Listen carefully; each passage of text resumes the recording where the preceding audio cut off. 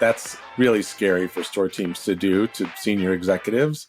But if you are humble about this idea that you're not doing everything right, and you hear it from the field and you fix it, and you share that back with them, they will engage with you and you'll retain that team in a way that you've never had before.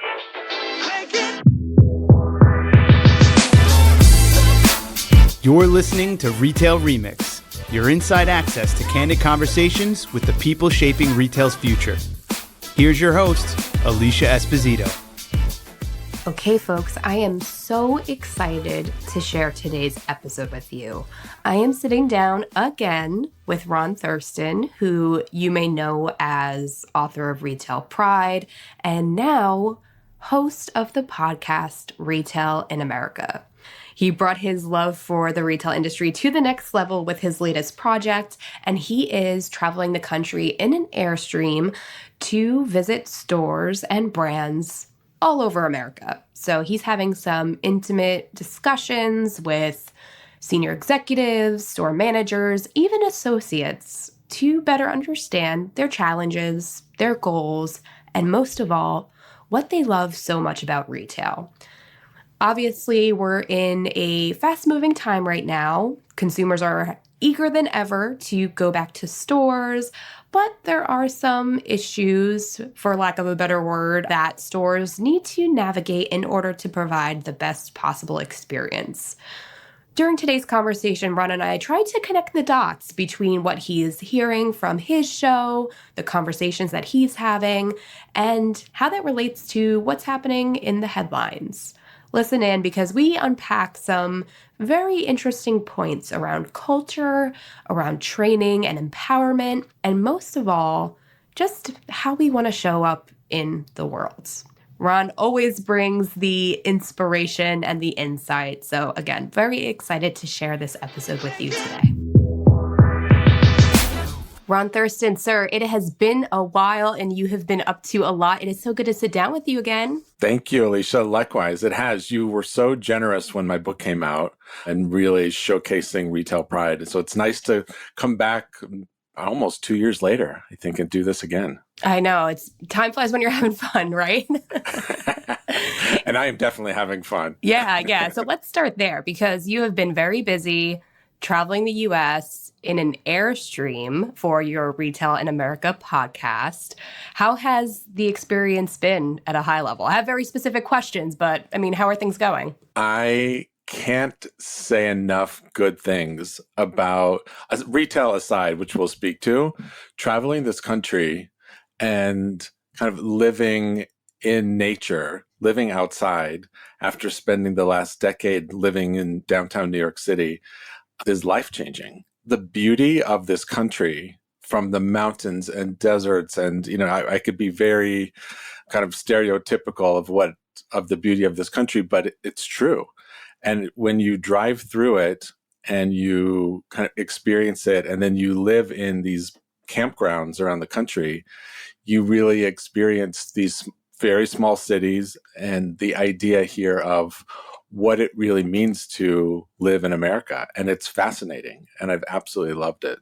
Yeah, I could imagine the little pockets of joy that you get just being able to travel and experience. Like, I know a lot of my traveling lately has been very work oriented. So you have a very specific goal, a very specific destination in mind, and you can't really enjoy those little moments in between. And it seems like you're doing that, which is great, but you do have a bigger mission, a bigger goal in mind for those listening that aren't aware of everything that you're doing right now. Why don't you just provide that at a high level, what your intention is for this? And also, I mean, you've been doing this for a while now. So has that mission changed or evolved now that you've been traveling the country and meeting more people and having more of those moments that you were talking about? Yeah, no, thank you. I'd love to back up a little bit for anyone that doesn't know. I was a longtime retail executive, vice president of stores for brands like Intermix. Most recently,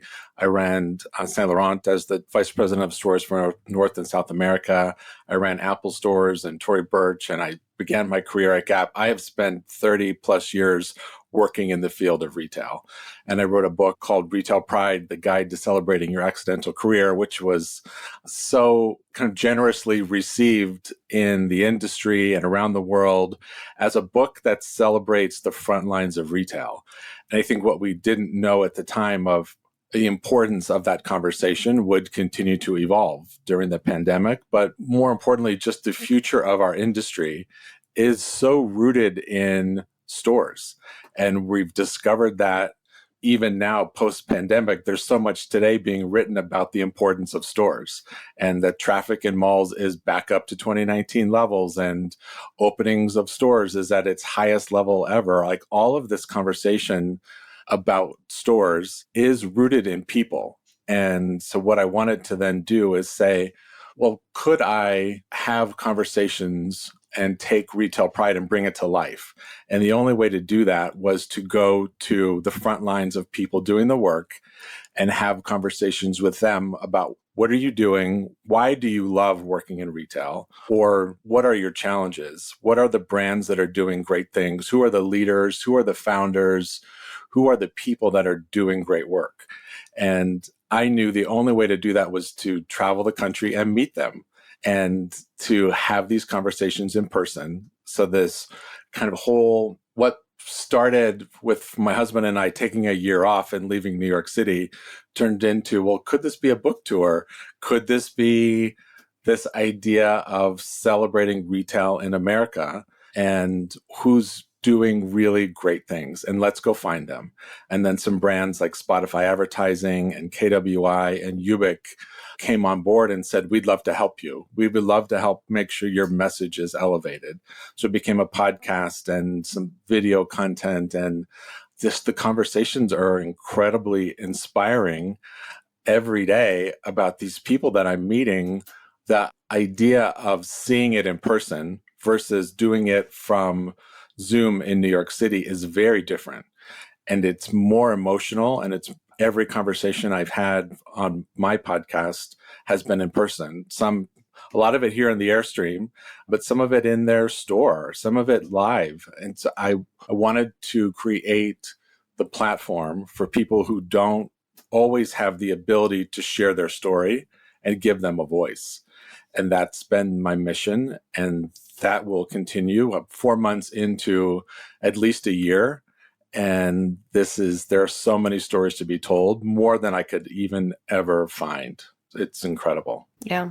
I really think there's something to be said about going beyond just the brass tacks business talk. You know what I mean? Like, we've had lots of experts, including yourself, talking about the importance of physical people, right? And, how we need those individuals to bring the store experience to life, to connect with consumers, and that we as humans are still hungry for that. And I know that really rang true during the pandemic, when we were all sheltered in place. And now we're seeing it really reach a new level because we missed it. I feel like going back out into the world, at least for me, like, I was like, oh, I can't believe how much I missed this. Like, I know we saw each other at NRF, and, it was still a very different experience than in the past, but we were still like, oh, there's nothing like sitting with you here and being able to dig a little bit deeper beyond like, oh, how's work? Like, it gives us that inroad or that opportunity to go a little bit deeper. Yep, agreed. And when you hear the stories of the pandemic, post-pandemic retail careers and how the industry is evolving, it's even more emotionally engaging for me, because now I think there's this idea of, we understand the importance of people, and we also understand the power of maybe manufacturing in a different way, the supply chain challenges and things. I met with a brand called Kitspo when I was in Asheville, North Carolina, who has created, David Billstrom is the CEO, and took all of their production and moved it from overseas to Old Fort, North Carolina, and built a factory and taught people how to sew and created all of these jobs. And what you order on their website is what they create. And so it's like production on demand, and they can deliver it within 3 days because they've built a factory where they ship it from. And so these ideas of how do you create new business models, new energy, new jobs, new careers. All of this is very much where we stand in the industry today. And I think those brands that really aren't paying as much attention to the evolution of retail are going to be left behind, because the other challenge, as very well documented, is that there are more jobs than there are people. And so then every candidate has the ability to say, wow, if everyone in the mall is hiring, I get to choose. And who do I want to work for? And that says, is it culture? Is it where your product is produced? Is it leadership? Is it the resources and tools that you have? Is it training and development? How can my career grow? All of these great questions that candidates can now ask. And they say, you know what? Thank you.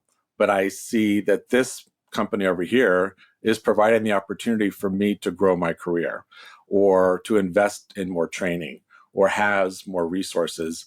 And that is, again, another evolution of our industry, is that every brand has to be their best and say, well, that may have always worked in the past, or I could recruit candidates because of the name of the brand, the power of that brand.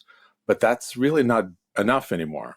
And you've got to think bigger, and you've got to think more, maybe be more bold in how you're going to invest in frontline retail today. Yeah, completely agree. And we'll get into some of the things that you've been hearing from those folks that are in the trenches, that are experiencing those larger ranges of options and different inroads to retail. But I want to ask you about just your overall experience and how it is kind of connecting to your work that you've been able to do with Retail Pride, whether it's through the book or through your sessions, or even, some of the networking experiences that you've been able to lead through your speaking. Because like you said, you've been able to speak with brand leaders, store managers, associates.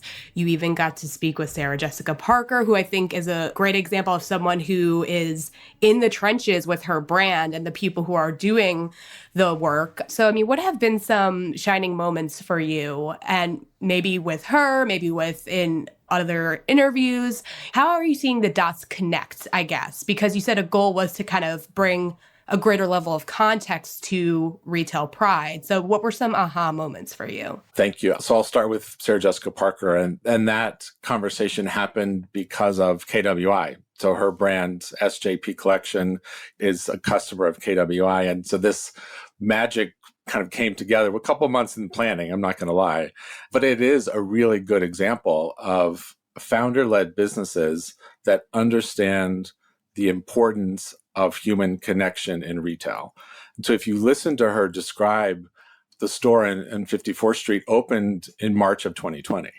So then they had hired this team, and it was formerly the Louboutin store. And then they went on this journey of home delivery and how can, she lives downtown. How can I bring shoes to someone that lives downtown?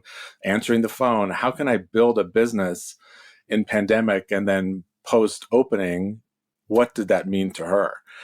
And so I think people have actually been surprised at how engaged she was in this business, and is very much today. So it was a great joy for me. It was terrifying, I'm not going to lie, because it was a room full of people and cameras and microphones and everyone staring at you, but it was a real pleasure. But to answer your bigger question, I think the through line that I've already discovered very much is often careers in retail are very attached to other people that they've engaged with. And so it isn't that they describe necessarily the brand. What always comes through is, I had a leader who saw me, who recognized something great and encouraged me to stay in retail. Or I had a leader who trained and developed, someone I really aspired to be like. And so there are always names attached to people, and it has attached to careers. And I think that is very unique in our industry, because we think of ourselves as being very self-taught. Retail is a business that you have to do the work. There's no replacement for reading it in a book or specific education. You have to do the work. And if you're lucky enough to have great leaders around you and you work for companies that provide resources, that's how people grow their careers. But in every conversation, people's names come up versus something else. And that I knew, and I attached it to my own career, but I didn't really understand the power, and I would say the responsibility of all of us that work in leadership roles to identify people that show a spark, that show an interest, that have a skill that we want to amplify and invest and encourage them to choose this potentially as a career or find their path. Maybe it's to corporate, maybe it is to another brand. And there's also this perception that because the turnover rate is so high in retail, that we shouldn't invest because they're only going to be here for 6 months or a year. And that's actually the exact opposite of what people are looking for. The reason they leave is because they weren't invested in. No one paid any attention. The onboarding was rough, was kind of thrown out there to do my thing. No one really paid any attention to me, and they leave. And instead saying, I have the opportunity as a leader every day to find people, find the magic in people and celebrate that and feed it and give them stretch assignments, give them more responsibility, find resources for them. And that's the best version of leadership in retail is exactly that. It's not some crazy, like overthought training program. It's leaders who do the right thing for their people. And that could be as simple as, you know what, you're really good at that specific skill. I really observed you doing this, and I really want to encourage you to do that more. And here's how I'm going to help you. That's all that people want. And I love hearing those stories. And that is every touch point so far has been related to people in their careers. Yeah, I think that's a really powerful point. And I think it just really reaffirms the importance of listening, watching, like you were talking about finding like that magic in someone and figuring out ways to amplify it. That takes not just the hustle and bustle of just like, this is the to-do list, get all this done. It's like really spending time with someone and investing beyond like the monetary stuff, right? Like, oh, you can do this training program. It's like getting to know them, finding what really sparks joy in their work and why they're still with the company and why they're still with retail as a whole, right? Because there are a lot of other employment options out there. So figuring out what that little nugget is and figuring out ways to like zoom into that and invest in it more long term is super powerful. But I mean, beyond that, because, you know, you have gone and are still going all over the country from areas like Miami to Boston to Memphis, Asheville. I mean, are there any other, let's go to, I guess, priorities and even challenges, right? Like we were talking about earlier. I mean, retail is going through this moment of reinvention. It's super exciting, but I could imagine too, depending on the size of the company, the maturity of like their processes, there could be some challenges there.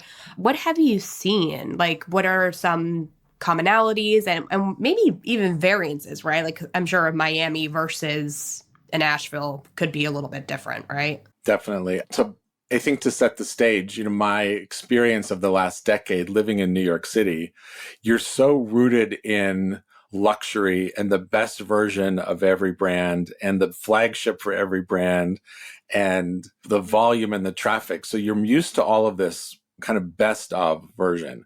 And what I have discovered when you get further outside, particularly in some smaller cities, it isn't the best version of the store.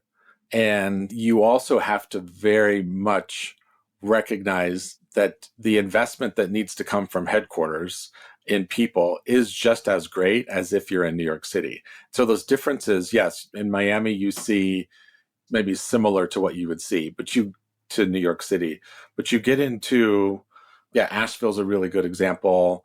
Even like Austin, not even Dallas, I would say Dallas has a huge, kind of mecca of also retail, but like Memphis is a good example, or Nashville is a good example. These are kind of second tier markets that may not have the flagship, but yet have powerful presence for their brands. And that's in specialty and some in luxury. And they don't always get the attention from headquarters that major cities do. it's what I really encourage all of us that are in leadership roles is spend time in those secondary markets, tertiary markets, and really learn what's going on. And they don't get that. What I have discovered is they have very low visibility to their corporate office. And the other thing that I didn't have exposure to in New York were brands like Walmart and Target and Home Depot and the big players in our retail world. I didn't have an experience. I've been in a lot of Walmarts. I'm in Park City, Utah now. Was in Walmart yesterday, and it was unbelievably gorgeous and well stocked, clean, neat, organized. Found everything that we needed, from groceries to socks to something for the airstream. Like, I'm obsessed with Walmart. But I would say the execution of Walmart all across the country is inconsistent. Home Depot is very inconsistent. Target, they're inconsistent. So I found incredibly thriving versions of these brands and some that were really sad. And so I think that that's the other piece here is you can't assume that every brand is doing it the same way within their own ecosystem, because they're not. And that is often the function of a great store manager, a great district manager, like what's happening in that market. And that execution of how to do some of these big retail businesses. And I'm fully aware how complex this is to do, but they're not always done at the same level. And that, I think, is an opportunity that I've seen already in the industry, that every customer, no matter what city you're in, deserves the best version of your brand. And that's not the case. Yeah. No, I think it's definitely a noteworthy point, a very consistent challenge for a lot of those big players. I mean, I even see variants just in New Jersey, where I am, like the different locations within 20 miles or so from my house, because we love our Targets and Walmarts here. We got a lot of them. But even within this little pocket of New Jersey that I'm in, there is a lot of variance. So that lack of consistency, maybe even visibility that is happening at headquarters. I mean, what other pressures are those higher level executives feeling? I mean, I'm sure there's a connection to what we're hearing about the Great Resignation and those challenges. Is that lack of visibility to stores? I'm assuming that ties to people, right? I mean, is there anything else that's worth noting? I would say it ties to people. I would also say there's a lot of conversation about inventory levels, being overstocked, being understocked. I've seen a lot of versions of both. That's very inconsistent. Today, availability of product or too much product. I don't have the facts to back this up, but what it seems to me is that outside of some other major cities, there isn't as much of a hiring problem. I was in the mall here in Salt Lake City on Saturday, walking around, and there was an occasional hiring sign, but for the most part, everyone was staffed. The mall was packed full of people, and everyone's shopping, buzzing. I would say Macy's and Nordstrom, again, not their best version of this brand in a suburban Salt Lake City mall, but specialty-wise, booming. And that I love to see. But I didn't see that there was a staffing issue or that stores were closed or limiting traffic to come in because they didn't have enough people or any of those versions. So I think the challenge is every city has its own kind of culture and uniqueness that I wanted to discover that's unique about the customer, about the team. And the only way you really uncover that is by going out and seeing them. And so as someone who was a head of stores, I really pride myself on the fact that I was always out in stores, always traveled as much as I could, spent time with teams. And that doesn't mean that you come in with an entourage and tell everybody how good their business is and then you leave. The best thing you can do as a leader is sit down, listen, be willing to accept the feedback of what you're doing well and what you're not doing well as a company, and then do something with that feedback. Come back to them and say, I really appreciate the fact that you shared all the things that we're not doing well as a company. And that's really scary for store teams to do to senior executives. But if you are humble about this idea that you're not doing everything right, and you hear it from the field and you fix it, and you share that back with them, they will engage with you and you'll retain that team in a way that you've never have before. because they just want to be heard. And when you can solve some of their problems, and they're usually not overly complicated, then you can make magic with your brand. I think that's a long answer to your question, but it's about inconsistency and visibility that maybe we don't always have in our industry. And I could imagine too, as someone who is in the store day in and day out, you kind of know things that people at headquarters simply can't know, like the little nuances of the store, even the consumers, what they're saying. So, I mean, it's in everyone's best interest to listen to the people in the stores, but it also makes the associates or even the store managers feel that they're actively involved in the brand in a much deeper level, which I could only imagine would help them feel more engaged and connected to the business. Like, okay, I'm actually making an impact here. I'm helping drive things forward. I'm helping create the best experience possible for my customer, which kind of tackles that engagement and loyalty issue that we're hearing and covering so much about right now. I'll give you a few examples, Alicia. So when I was in Asheville, I met with Charlie Maloof, who's the CEO of Ashley Furniture in the Carolinas. And that man is so engaged with stores. In fact, he himself does onboarding for every new hire in the company on their first day. Most of it's via Zoom, but he does like corporate culture, onboarding, sales training himself as the CEO of Ashley Furniture, because he very much believes in that customer experience in furniture. And the sales teams, their job title is memory makers, because he believes so strongly that when you're buying furniture, you're buying things to create memories in your life, that furniture creates memories. And it's true, because they are the things that you use most often in your home. It's a dining room table, and every holiday and special occasion is about memories that you've had around this table. So we visited a store together, and then I had two of his team members on my podcast, and to hear them describe their experience, mostly because of Charlie and their experience selling furniture, is so powerful. And when you hear that, you immediately put that connection of the more engaged you are from the top, the more the team really works that much harder. And then I was in Memphis and met with these franchise owners for Buff City Soap, which was a brand that I didn't really know. We don't have it on the East Coast very much. But Buff City Soap is a brand where all the product is made in the store. They only make what the customer wants. It's made with cake mixers and bake pans, and it's 100% vegan. And they literally do it in the store at a bar. They make the product. And here are these franchise owners. They have about 30 locations today, scaling to 200 in the Tennessee area. But to watch them engage again with the team, we recorded the podcast with them in a Buff City Soap location with a whole bunch of their team from other locations.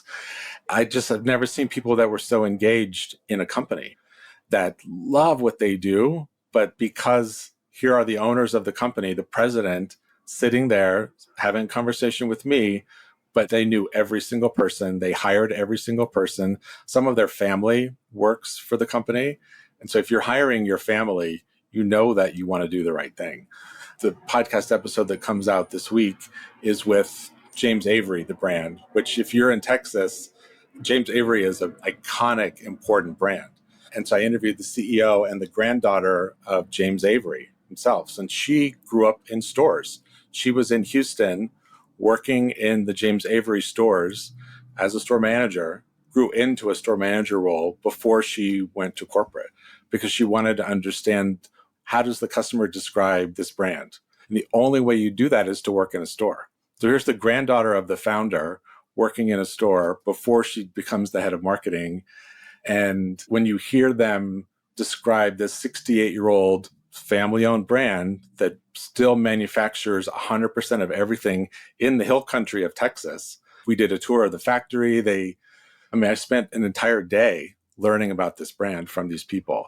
Every single employee in 110 stores is highly engaged with James Avery. These are just moments that you say, how can we replicate this? How can we be even more tuned in to what's happening in the world, what's happening with my company, and get those frontline teams ready and excited and engaged, and know that you're listening and know that you will do something special for them and that you are grateful and you'll give them what you need. They've been there this whole time. There's no work from home option in retail. So they have to be there. And when you recognize that and you celebrate it and you thank them, the world is ready to continue to celebrate your brand. And for me, it's exciting to watch and find those stories that I would never have known if I didn't come here and meet them in person. Yeah, that's great. Definitely, I'm sure a lot of brand stories and experiences that when folks listen to the series, they'll be like, oh, like how can we, like you said, how can we replicate this? Or, oh, we do something similar. So how can we scale that or make it a more consistent process within our organization? Which, I mean, that's where the inspiration becomes practical and tactical, which I always find interesting with storytelling and, content creation, because that's the goal, right? It's not just to inspire people and create these really, awesome moments for humans to connect and share their stories. That's great, but to actually make it tangible for listeners, I mean, that's where the magic happens. So, I mean, to that end, you noted there are some areas of the retail world where people are struggling to fill certain slots. They are struggling with the balance of the automation of BOPIS and like having employees do that versus service and figuring out what consumers want. There are some areas where, there are some question marks. People are trying to find answers and connect with their people in stores and better connect with people who are coming to stores. So, I mean, what are the store associates saying that you've been speaking to? Are there any, takeaways from those conversations that you think are noteworthy, for the people that are maybe struggling right now, are dealing with the Great Resignation and all this stuff right now? Yeah. What I hear from stores, most importantly, is that they wanted everything to be probably easier, maybe more streamlined, maybe using some technology like a Ubic platform that gives them everything that they need in one place. Because of my partnership with Ubic, I'm in many of the brands that use this platform. And so what they'll say to them is, what I'll hear is all of our training, all of our corporate communication, all of our visual directives, we're engaged in this platform every day. And then it removed email, it removed Slack channels, it removed WhatsApp. It took all of this away and made it easier for me.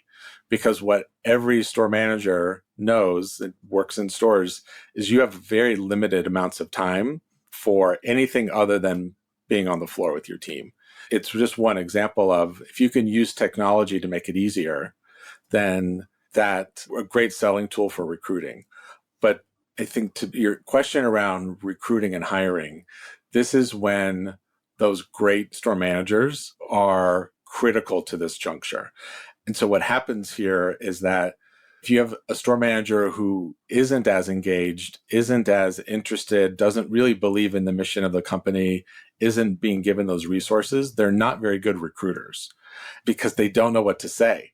Versus someone who is fully engaged in their brand. And I've met a number of these people who can talk about why this company is important to work for, why it's exciting, what you will gain, how your career will grow, how much they love the product, maybe what the product is doing that's different, i.e. Buff City Soap or a James Avery, like that are doing things that are unique. They're not just creating more product to sell something. They're actually doing something special, and there's a memory attached to it, or there's a story to tell. If you get store managers who are proud of what they do, and that, by the way, this is my favorite audience when I'm asked to speak, are store managers. It's not executives. Right. Yeah. Because they sometimes get actually annoyed with me and that I'm so like, get in the store.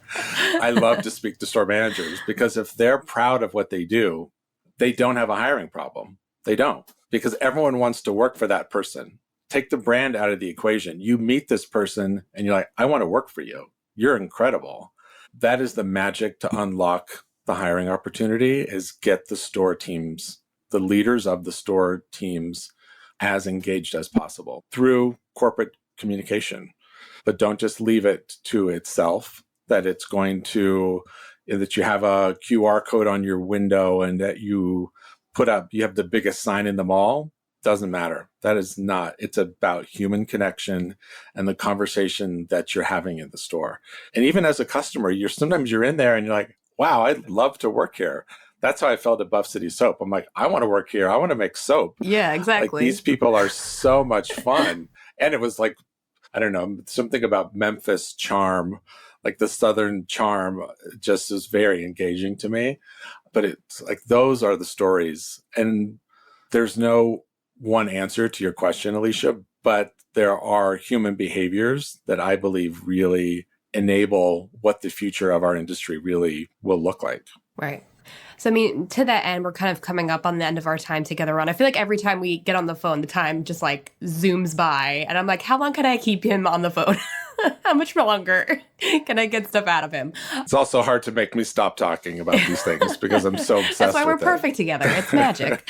So those human behaviors, I mean, obviously, when we dig into all these different topics and the great conversations that you're having, the work that you're producing, which really is a labor of love, by the way. So thank you for everything you do in that regard. But to kind of close the loop on everything that we've talked about today, are there any closing, I guess, takeaways or those key behaviors that you just mentioned? Any things that the people listening right now, whether they are managers or executives, we do have our fair mix of those, anything that they should kind of take with them as they think about, you know, we're going to be running this, we're going into holiday, we're going into 2023 planning.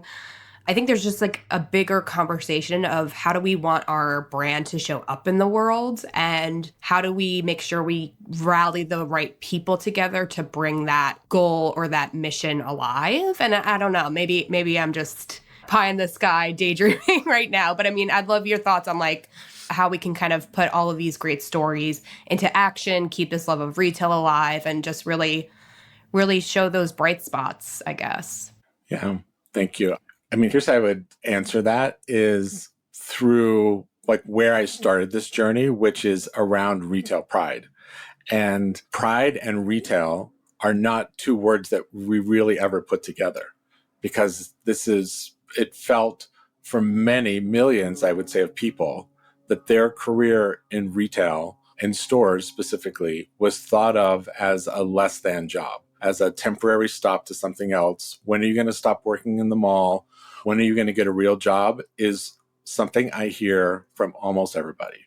That's the message that they receive. And so as an industry, as a company, the more pride you can instill into your teams about the importance of their work, then they show up and do the right thing for their customer and for each other. And I mean that in that pride is very much a choice that they choose of like, how am I going to show up today? And am I proud of the work that I'm doing? And I've seen it on both sides. If the company is not providing all those tools and resources and training and development and investment, they're not really proud to work there. Versus the kind of the leader I described before that is fully engaged and you can't get enough of their energy is someone that's really proud to show up. I'm saying this because through the last couple of years, Retail Pride will be out 2 years in October. This is a conversation that's happening all over the world. And I just had a speaking engagement virtually in South Africa, and my book is really popular in South Africa. And so when you think about this idea of retail and retail pride and how we engage in an industry, we're all more similar than we are different. And you may just sell something different or the design of your store is different, but human behavior at its core is that we want to do a good job. Every conversation should be about the importance of their work in retail, and that shows up in how we engage with each other and then with the customer. And that it's so powerful when it isn't just a retail job that you are. If I just took one example, I'll just take James Avery because it's most recent. There are charms that were created by James Avery that were from moments of time in his family, special occasions, or when his granddaughter went to camp, that he would make by hand that are still part of the line that you can buy today. So that there's every special occasion that you're celebrating is about retail. And you're finding those moments in time that are attached to experiences we have in life. So if you can put that together, then all of a sudden you have all of this energy and all this power that we can celebrate in retail. It's not about selling things. It's about human behavior and about engagement and how we connect through retail. That is the power of our industry. Amazing, Ron. Well, as always, it's a pleasure to sit down with you and just dig into the work you're doing, the things that you've been seeing. What's next for you? I know you're in Utah now, but what's next on your agenda? So most of August, I'm in Montana, which I've never been before, and there's not a lot of retail, so it's a little bit of a break. But then starting right after Labor Day, it's Seattle, Portland, down through the Bay Area, down through Southern California. I'll have several book signing events and retail networking. Definitely some podcasts already getting lined up from really cool brands like Evo out of Seattle, Prana in Portland. And there's so much happening in the Bay Area. Of course, I'll dig in there and have some things already lined up in LA. So that will take me basically the West Coast through the end of this year. So camping on, the Pacific Coast Highway doesn't seem so bad. So that I'm looking forward to. Excellent. Well, we'll definitely be on the lookout for more episodes of the show, more videos. We'll be sure to link to those in the show notes too, so everyone can click and dig into all of the great content that you're creating. But for now, sir, thank you again so much for taking the time, and safe travels as you venture through the world. Thank you, Alicia. It's always a pleasure. I really appreciate your support very much. Of course, of course. And to all of you, we'd love to hear from you about your thoughts on this episode, any ways that you're keeping retail pride alive. We would love to hear from you on Twitter at @OurTouchPoints, on LinkedIn at Retail Touchpoints. And Ron, as you may know, is always on LinkedIn, always willing and excited to chat with the community. So share your questions, share your thoughts. We'll be sure to keep this conversation going. And if you haven't, subscribe to the show. We're having fantastic conversations with folks like Ron all the time. So you will get dibs, so to speak, on new episodes as soon as they're available. We are on Spotify, Stitcher, Apple Podcasts, frankly, anywhere else. Thanks, everyone. We'll see you next time. Thanks for listening to this episode of Retail Remix.